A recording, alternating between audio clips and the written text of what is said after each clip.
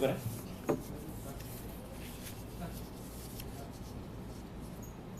आज की इस प्रेस वार्ता में आप सबका स्वागत है। 4 जून से जब से देश के सामने नीट एग्ज़ाम के रिजल्ट्स आए हैं, प्री मेडिकल नीट एग्ज़ाम के रिजल्ट्स आए हैं, तब से देश भर के युवाओं में भारी गुस्सा है, भारी रोष है।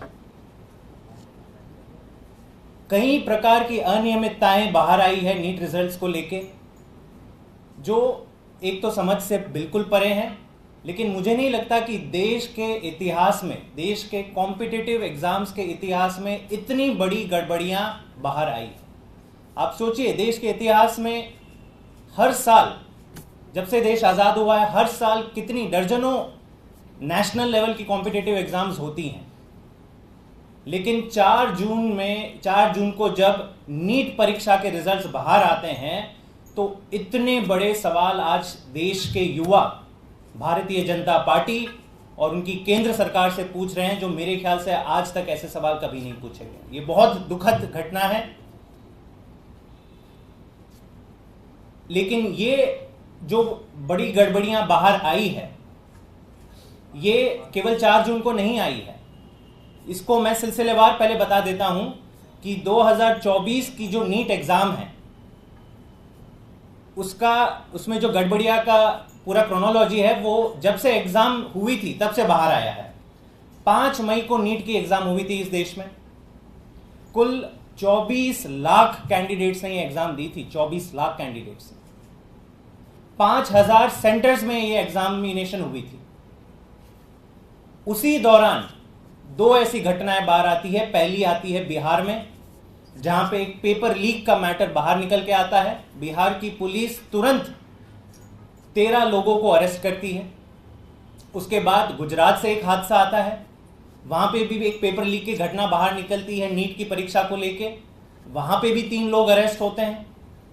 लेकिन ये घटना घटने के बाद आज तक केंद्र सरकार या इन दोनों राज्यों की सरकारों ने ये बताया नहीं है कि क्या पेपर लीक हुआ था, कहां तक पहुंचा था, कितने लोगों तक ये लीक पेपर पहुंचा था। इस पे कोई स्पष्टीकरण नहीं आया।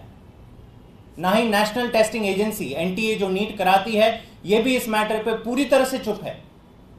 तो एक तरफ आपने लोगों को अरेस्ट कर दिया है और दूसरी तरफ आप ये बोल भी नहीं रहे हैं कि नहीं पेपर लीक हुआ है या नहीं हुआ है। तभी से नीट 2024 की परीक्षा पर सवालिया निशान खड़े होने शुरू हो गए। और दोस्तों, जब 4 जून को रिजल्ट्स बाहर आए नीट एग्जाम के, तो मेरे ख्याल से जितना भी संदेह था ये पूरी तरह से हट गया। ऐसा लग रहा है कि देश के युवाओं के साथ, उनके भविष्य के साथ इतना बड़ा खिलवाड़ इससे पहले नहीं हुआ। हमें लगता है नीट एग्जामिनेशन में गड़बड़ियां नहीं हुई है, एक बहुत बड़ा घोटाला हुआ है। और ये मैं क्यों कह रहा हूं, ये मैं आपको बता दूं। पिछले 4 दिनों से केवल एक मुद्दा देश के युवा डिस्कस कर रहे हैं कि जो रिजल्ट्स आए हैं इनमें इस प्रकार की गड़बड़ियां कैसे निकल सकती हैं। पहली गड़बड़ी, जिस एग्जाम में अनुमन हर साल 2 टॉपर 3 टॉपर घोषित हुआ करते थे, इस साल 67 टॉपर, जिनको 720 में से 720 मार्क्स मिले, वो घोषित हुए। मैं तो आज भी दंग हूं। 720 में से 720 मार्क्स, 100% मार्क्स देश के इतिहास के किसी भी कॉम्पिटिटिव एग्जाम में नहीं मिले इतने बच्चों को, लेकिन नीट के एग्जाम में मिल गए। पिछले सालों की अगर बात करें तो 2023 में केवल 2 कैंडिडेट्स को फुल मार्क्स मिले थे। 2022 में 4 कैंडिडेट्स को टॉपर घोषित किया गया था और 2021 में 3 कैंडिडेट्स को टॉपर घोषित किया था। लेकिन सडनली 67 टॉपर्स। दूसरी बात, इसमें यह भी पता चलता है कि जो 67 टॉपर में से जो 6 टॉपर थे, वो झज्जर हरियाणा के एक सेंटर से निकलते हैं। यह भी देश में पहली बार हो रहा है कि इतने सारे टॉपर्स बच्चे, जिस परीक्षा में 24 लाख कैंडिडेट्स ने अपियर किया, 5000 सेंटर्स में अपियर किया, 67 टॉपर निकलते हैं। लेकिन 6 टॉपर एक ही सेंटर से क्यों निकलते हैं? रिमेनिंग जितने टॉपर्स हैं 61 टॉपर्स, वो सारे एक एक सेंटर से निकलते हैं, लेकिन 6 टॉपर हरियाणा के झज्जर सेंटर से निकलते हैं। और एक चीज बाहर निकल के आई पिछले 3 दिनों में कि इस झज्जर हरियाणा के सेंटर में कई ऐसे छात्र हैं जो अपना होम स्टेट छोड़कर दूसरे स्टेट में झज्जर हरियाणा में एग्जाम देने के लिए जाते हैं। आप सबको पता होगा, इन बड़ी कॉम्पिटिटिव एग्जामिनेशन में हर छात्र, हर कैंडिडेट अपने घर से नियरेस्ट सेंटर प्रेफर करता है। कोई भी कैंडिडेट एक स्टेट से दूसरे स्टेट नहीं जाता एग्जाम देने के लिए, इसलिए 5000 सेंटर खोले गए एग्जाम के लिए। लेकिन झज्जर हरियाणा में बाहर के स्टेट के कैंडिडेट्स आ जाते हैं और वहां से कह रहे हैं कि केवल 6 टॉपर्स नहीं, टॉप 100 में से भी कई और छात्र हैं जो इस झज्जर हरियाणा के सेंटर से निकलते हैं। और चीजें निकल के आ रही है पिछले 3 दिनों में, ऐसा स्कोरिंग पैटर्न निकल के आ रहा है जो समझ से परे है। नीट एग्जामिनेशन में हर सवाल के 4 मार्क्स होते हैं, अगर आप गलत देते हो तो -1 होता है। लेकिन कई ऐसे छात्र हैं जिनको 719 मार्क्स मिले हैं, 718 मार्क्स मिले हैं। ऐसे ऐसे मार्क्स मिले जो मैथमेटिकल कैलकुलेशन में बैठते ही नहीं है। सारे वो कैंडिडेट जिन्होंने एग्जाम दी थी, परीक्षा दी थी, वो दंग है कि ऐसे कैसे मार्क्स कुछ बच्चों को मिल जाते हैं जो समझ के परे है। जब सवालों का पहाड़ टूट पड़ा, एनटीए ने कोई बाहर आके इसका स्पष्टीकरण नहीं किया। जब रिजल्ट्स आए, जब दबाव पड़ा, तब पता चलता है कि एनटीए ने ग्रेस मार्क्स दे दिए। कहते हैं कि एग्जामिनेशन में कुछ टाइम लॉस हुआ था कुछ बच्चों का, तो हमने अपने फॉर्मूले के हिसाब से ग्रेस मार्क्स दे दिया। अब ये रिस्पॉन्स एनटीए का और ज्यादा सवाल पैदा करता है। एनटीए की गाइडलाइंस में ग्रेस मार्क्स का कोई प्रावधान नहीं है, कोई फॉर्मूला नहीं है। तो आपने सडनली ओवरनाइट, और वो भी कह रहे हैं कि नहीं, हमने केवल 4 राज्यों के कुछ सेंटर्स, 4 या 5 सेंटर्स के बच्चों को ग्रेस मार्क्स दिए हैं। ये आपने कैसे तय कर लिया? इसका फॉर्मूला कैसे तय कर लिया? जब सवाल पूछा गया कि कितने बच्चों को मिले ग्रेस मार्क्स, तो पता चलता है 1563 बच्चों को ग्रेस मार्क्स मिले हैं। और इनमें कुछ ऐसे बच्चे हैं जिनको 100 मार्क्स तक ग्रेस में मिले हैं। ये देश के इतिहास में किसी भी कॉम्पिटिटिव एग्जाम में ऐसा नहीं हुआ। दोस्तों, ये बहुत बड़ा घोटाला है, बहुत बड़ा षड्यंत्र है। और इसके चलते जिन जिन बच्चों को ग्रेस मार्क्स मिले हैं वो लाखों की संख्या में मेरिट लिस्ट में ऊपर हो जा रहे हैं। जिन बच्चों को ग्रेस मार्क्स नहीं मिले हैं, सालों की मेहनत के बाद जो अपने मार्क्स मिले हैं, लेकिन वो देखते हैं कि कुछ बच्चों को ग्रेस मार्क्स मिले और वो बहुत ही आगे चले गए, उनके सालों की मेहनत बर्बाद हो गई। जब से देश के युवा भारतीय जनता पार्टी और उनकी केंद्र सरकार को यह सवाल पूछ रही है, तो पूरी की पूरी भाजपा चुप है। देश के युवाओं के जज्बातों के साथ इतना बड़ा खिलवाड़ हो रहा है, उनके भविष्य के साथ इतना बड़ा खिलवाड़ हो रहा है, लेकिन भारतीय जनता पार्टी चुप है। यह बहुत गंभीर घटना है, क्योंकि देश का जो कॉम्पिटिटिव एग्जाम्स का ढांचा है, आज से पहले इतने बड़े सवालिया निशान कभी नहीं पूछे गए।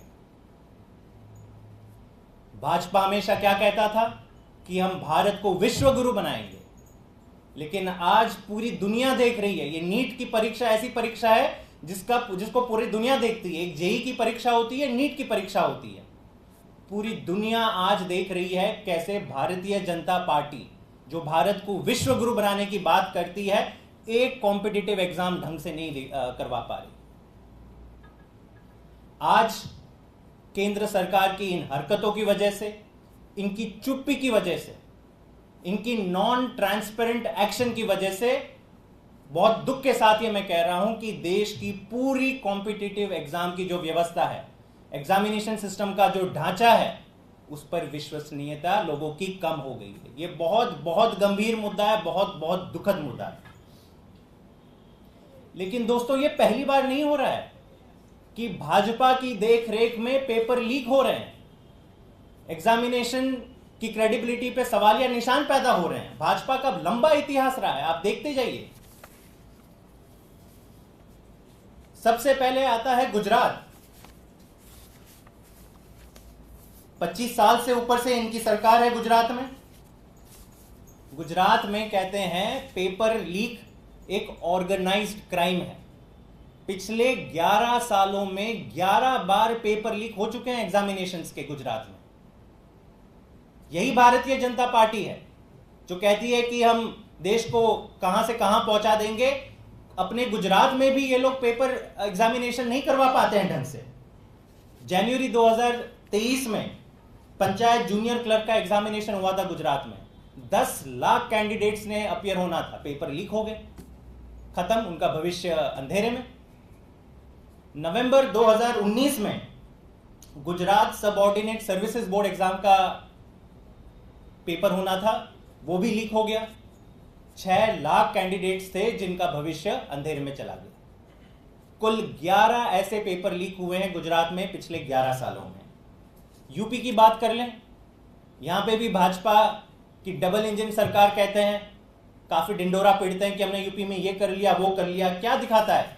डेटा दिखाता है कि यूपी में भी हाल ही में फरवरी 2024 में पुलिस कांस्टेबल रिक्रूटमेंट एग्जामिनेशन का पेपर लीक हुआ। वहां पे कितने उम्मीदवार थे, कितने कैंडिडेट्स थे? 48 लाख नौजवान थे। सोचो उनके ऊपर क्या बीती होगी, उनके परिवारों के ऊपर क्या बीती होगी, जो सालों से ये आस लगाए बैठे थे कि हमारा बेटा हमारा बेटी एग्जाम की तैयारी कर रही हैं और जरूर उन्हें नौकरी मिलेगी। 2021 में भी उत्तर प्रदेश का टीचर एलिजिबिलिटी टेस्ट था, वो भी पेपर लीक हो गया। 21 लाख कैंडिडेट्स का भविष्य अंधेरे में चला गया। तो दोस्तों, भाजपा का ये इतिहास रहा है, इन्होंने कभी भी कॉम्पिटिटिव एग्जाम्स के पूरी व्यवस्था को मजबूत करने का तो काम छोड़ ही दो, इसको केवल और केवल कमजोर करने का काम किया है। और एक बड़ी चीज जो निकल के आ रही है, ये सारे जितने भी आरोप लग रहे हैं नीट एग्जाम के ऊपर, कि सारी अनियमितता भाजपा शासित राज्यों में मिल रही है। आप इस चीज पे गौर कीजिए। पेपर लीक का सबसे पहला मुद्दा कहां आता है? पटना से आता है। पटना में किसकी सरकार है? एनडीए की सरकार है, भाजपा की सरकार है।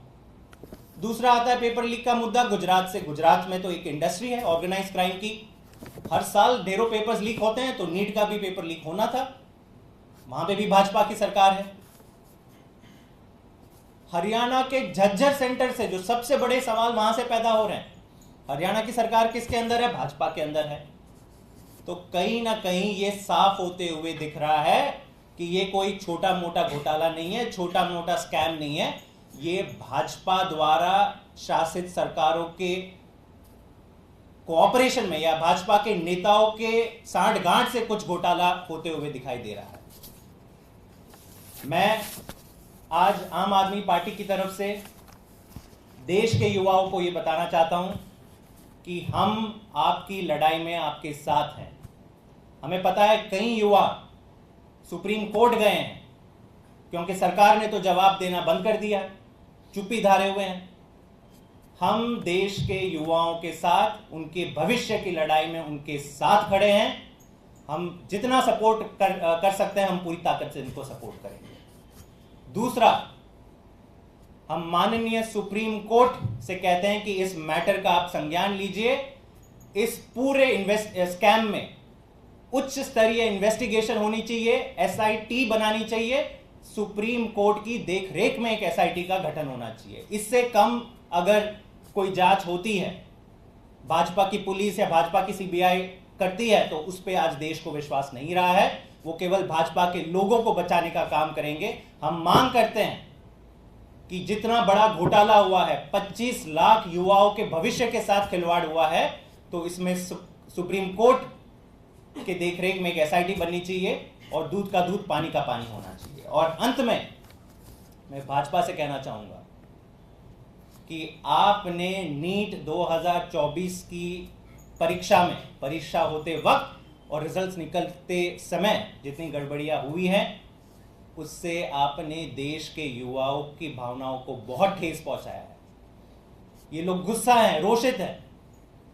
भाजपा बाहर आए, अपनी गुफा से बाहर आए और देश के युवाओं से माफी मांगे कि ऐसा नहीं होना चाहिए था, हमसे गलती हो गई। और इन अनियमितताओं के पीछे, इन गड़बड़ियों के पीछे जो लोग दोषी पाए जाते हैं उनसे सख्त के सख्त उनको सजा मिलेगी। बहुत बहुत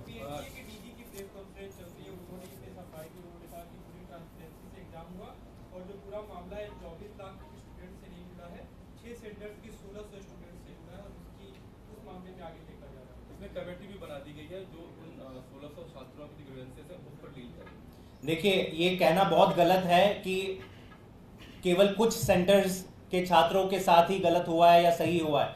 अगर आप 1600 स्टूडेंट्स को ग्रेस मार्क्स देते हैं या उनको आगे बढ़ाते हो तो उससे आहत किसको पहुंचती है?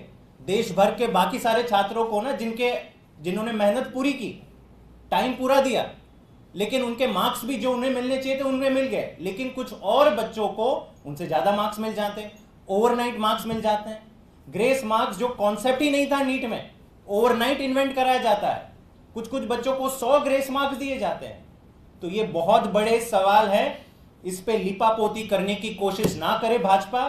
इस पे केवल और केवल सुप्रीम कोर्ट की देखरेख में जब तक एसआईटी नहीं गठित होती, मुझे नहीं लगता देश का कोई भी युवा शांत होगा, देश का कोई भी युवा सेटिस्फाइड होगा कि हमारे साथ इंसाफ होगा। बहुत बड़ा इंसाफ नाइंसाफ हुआ है और ये देश की एग्जामिनेशन सिस्टम को पूरी तरह से इसके ऊपर विश्वसनीयता खोने का काम आज भाजपा ने किया।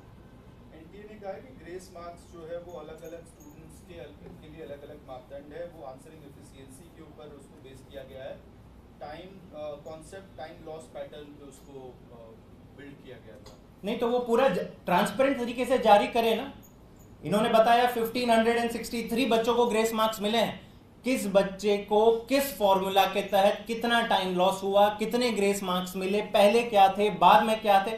आप जब तक ट्रांसपेरेंट नहीं होगे पूरी तरह से, और फिर देश तय करेगा कि आपने सही किया या गलत किया। आज आप केवल बहाने दे रहे हो, जो सवाल पूछे जा रहे हो उनसे बच रहे हो, और जो पेपर लीक का मैटर था गुजरात और पटना में, उसमें तो कोई जवाब ही नहीं दे रहा कि क्या पेपर लीक हुआ था भी नहीं हुआ था, और जो लोग अरेस्ट किए गए थे उनके साथ क्या हुआ फिर। तो इसके ऊपर भाजपा के पास कोई जवाब नहीं। ठीक, थैंक यू।